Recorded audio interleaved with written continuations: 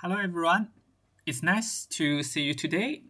So my name is Jizhen and Clotilde, Boust, and Alamin are the co-authors of this work. Our work is named An Expert-Inspired Multimodal Methodology for Pigment Identification in Art Paintings.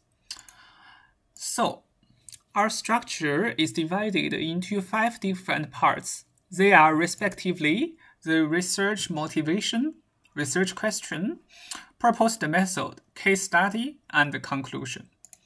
So we first talk about the research motivation. So we all know that the understanding of the pigments used in the artworks are very essential because the pigment identification is fundamental for us to do better in their protection and conservations. Traditionally, there are some conventional approaches for the pigment identification. However, they have their own limitations. For example, they are destructively or partially destructively methods. Or they require the manual interventions by the conservators, or the lack of a systematic procedure. So, in view of that, in recent years, the non-invasive methods are more and more popular.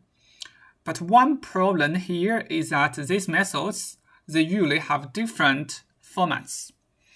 So, for us, the research question here is that can we propose a multimodal methodology that can help us in the pigment identification in the paintings?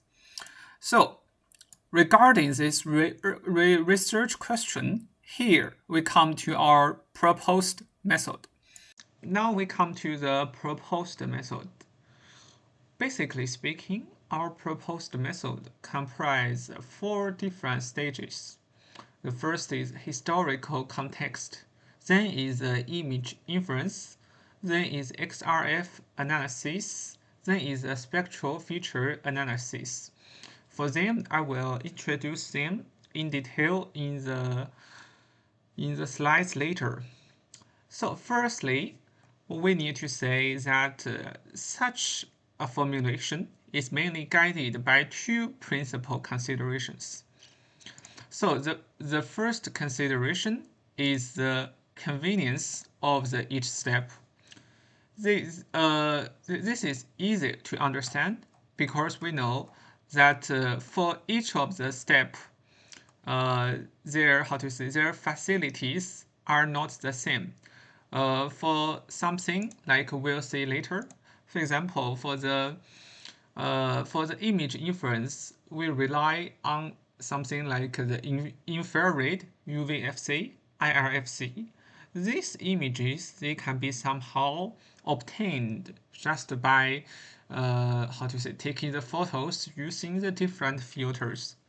While at the same time, both for like the XRF and for the hyperspectral curves or something, they more or less require the equipments. Secondly, that we have to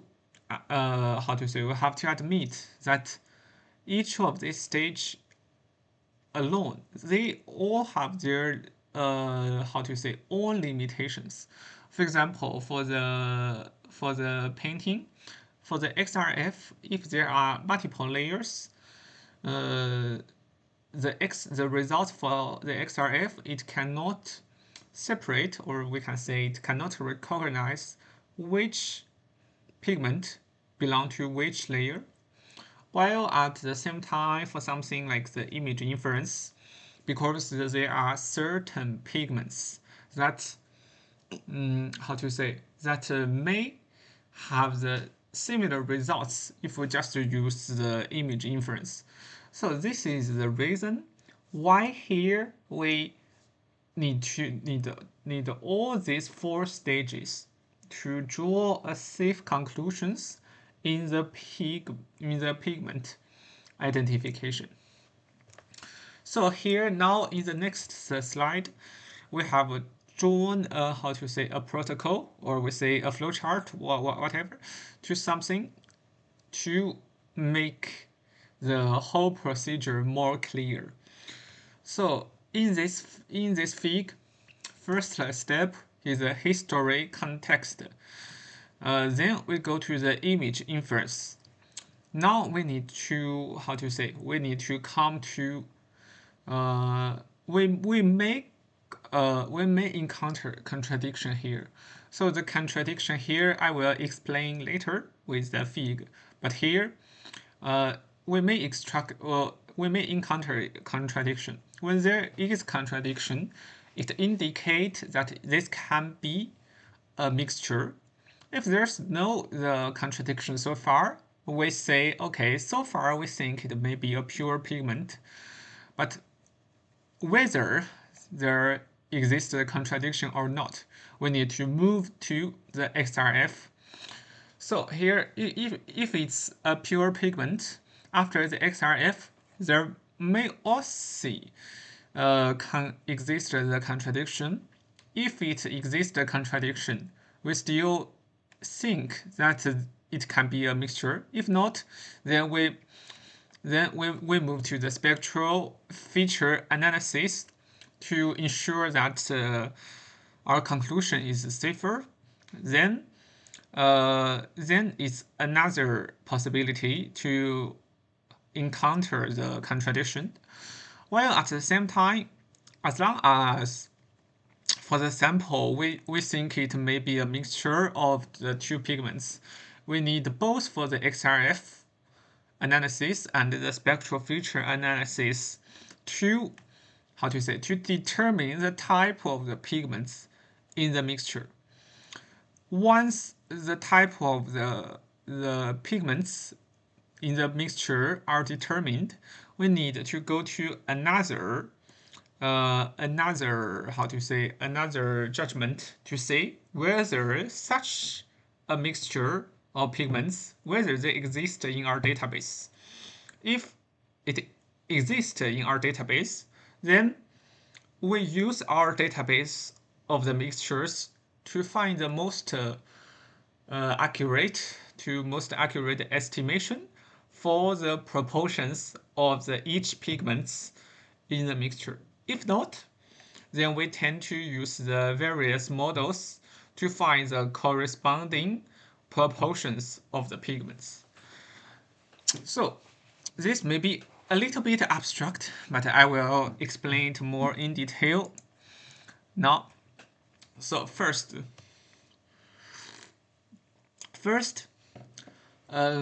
we talk about the historical context. The historical context, this is to say the consideration of the emergence, or the one of the first use dates of the different pigments. As you can see in the slide 9, later we'll give a time like here. So here we have taken the different colors in blue, in red, in yellow, and green. So here you can see that there are some pigments that have very, very long history.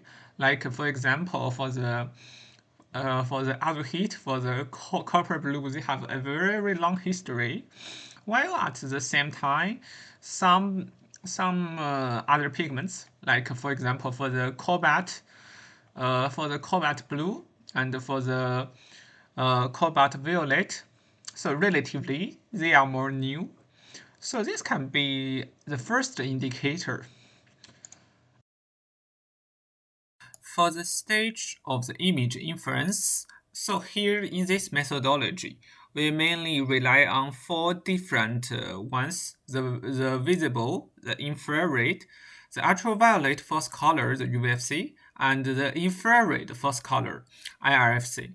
So for the visible, it is from the 390 nanometer to 780 nanometer.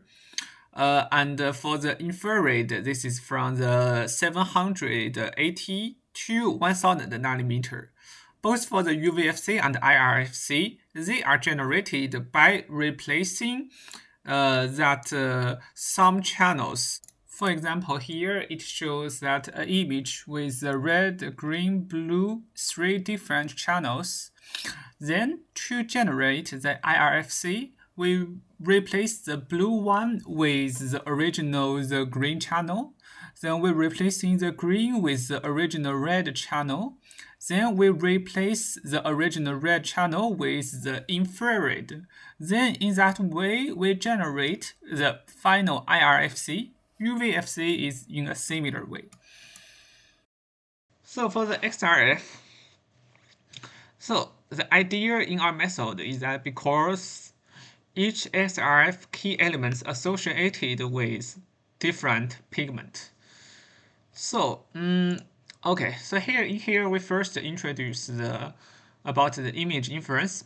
Like here, for example, when we talk about the Prussian blue, we know that for the Prussian blue, it suggests it has a color of blue under visible, while the color of blue under visible, while under UVFC is green, while under IRFC it's something like the dark blue, or we say something similar to black, something like that.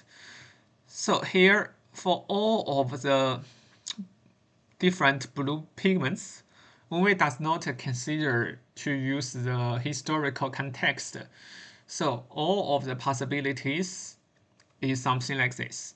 That is to say, the image inference is able to help us to narrow down the possible scope. But as I said just now, because there exist the possibilities of the mixtures, and this fig is so far only for the pure pigment. If there's any contradiction in our procedure that indicate this sample is likely to be a mixture. So for the spectral feature analysis, for this we need to consider that there are 3 types of the spectral feature. So at least for us, we summarize it, we categorize it into 3 different ones. It's a type A, the maximal, type B, minimal, type C, inflection. So this is a very important feature to to determine which is which, especially in the sample of the mixtures. So now we come to the case study. This case study is belong to an artwork named after l'apparition de la Vierge. So for this one, it was around the 1654. So for this one, also this lack of the UVFC, we can still use it for our methodology. So we say in the image inference after the infrared and IRFC, we say that this scope has already been narrowed down to the several possible scopes. Then when it passes after the XRF analysis and the spectral feature analysis, so all this information furtherly confirm that this sample contains the vermilion, and since all this procedure there's no any contradiction, then according to our protocol, this can confirm that this is a pure pigment of the vermilion.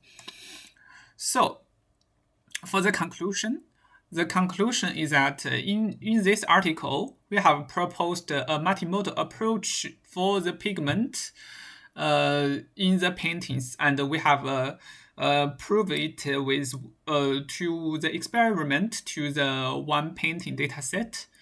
So basically something like this. And thank you all for listening, and thank you all for your questions.